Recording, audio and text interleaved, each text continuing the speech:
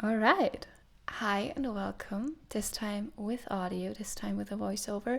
Actually, I'm not really doing a voiceover, I'm speaking in this moment, and my mic is somewhere on the right side here of the screen. But yeah, so this, because today you need to explain some things. This is going to be my journal for 2025. I'm very excited. This time I have a calendar journal, and I have a couple of ideas, and I want to take you along on these ideas. Now, specifically one idea I actually have from Instagram, so I'm gonna try and find the creator I have it from. In case I cannot find it, please write it in the comments. If I can, I will put it on the screen. So that's the first idea, is to put, because it's a calendar journal, I really like this idea, to put a page of yourself from the beginning of the year here. So I would do it like this. For example, a photo of myself, like Polaroid of me, and then you can do the text like me at the beginning of, and you can do like 2025 like this. Today I'm more sketching than actually doing any calligraphy, or maybe I will do calligraphy. So today is more about ideas. I will do a third video of talking about decorating and like embellishing the journal a bit. Here I have the habit trackers. And what I thought, because I do have habit trackers, I have an app on my phone, actually Habit Now, with which I track my habits. Because I like it. It's in my hand on my phone. I can check off habits whenever I want to. I can schedule them to appear only on the days I need to check them off. So it's really nice. But I thought, okay, for this one, because I have this habit of in the beginning of the year being super I'm sorry, I'm a bit sick today. In the beginning of the year being super excited about my new journal, decorating it, starting out, and then I forget about it. And there are weeks where I don't touch it because I'm just running after to-do lists and there's so much to do, or I have so much to study. And so this time I want to track actually how many times I open this journal. And mind you, that's not using it or anything, but it is a metric that I think is useful. So whenever I open this journal, first thing I will do, I will check off for that day. So we have here the multiple different months, and I'm going to go 1, 2, 3, 4, 5, 6, 7, 8, 9. Wait, I'm not sure if I counted right. Let's go back. 1, 2, 3, 4, 5, 6, 7, 8, 9, 10, 11, 12. Oh, perfect.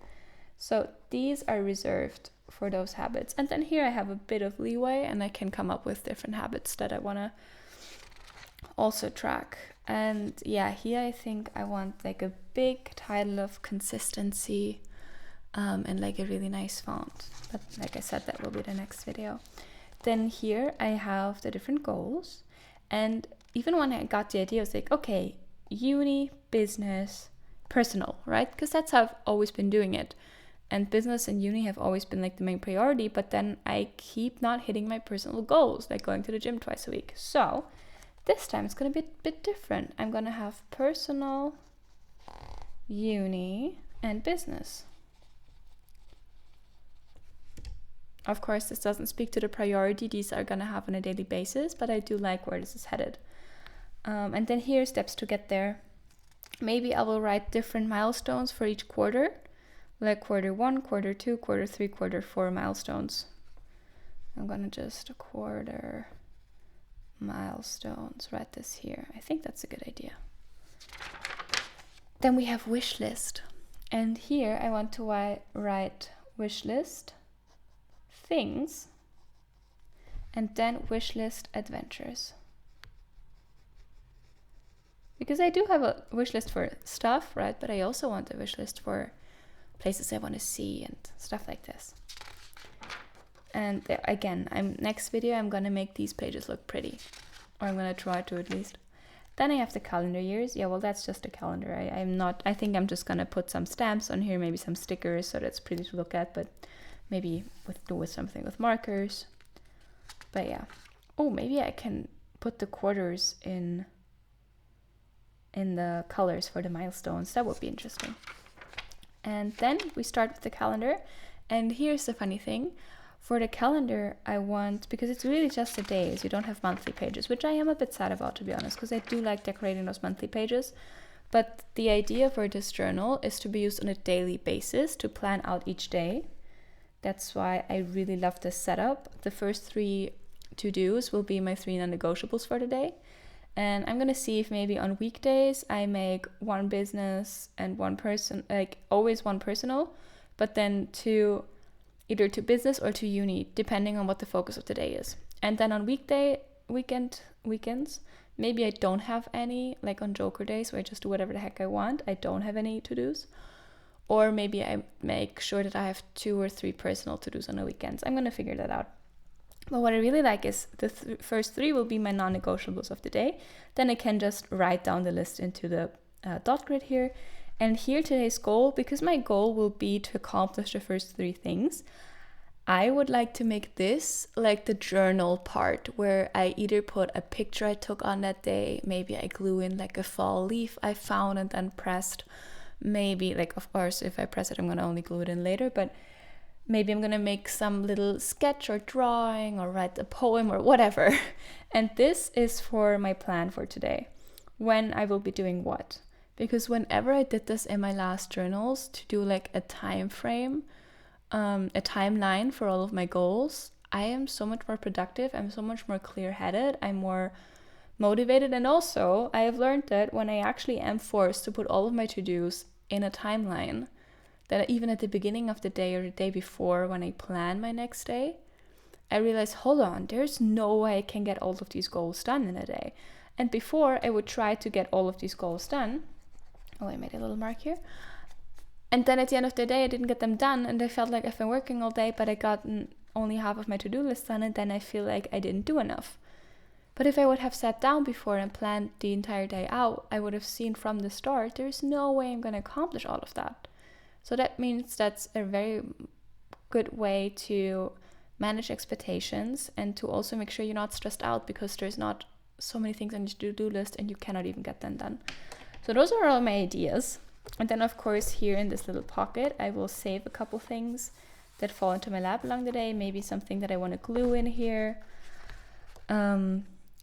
That I, for some reason, couldn't glue in right away. Maybe I didn't have glue with me, whatever. And I want to use this because this is his daily journal, and for my monthly planning, weekly planning, not just the daily planning, I want to use another journal that I will also make. It's like a bullet journal with vision boards. I can show you what I have in mind for the other journal.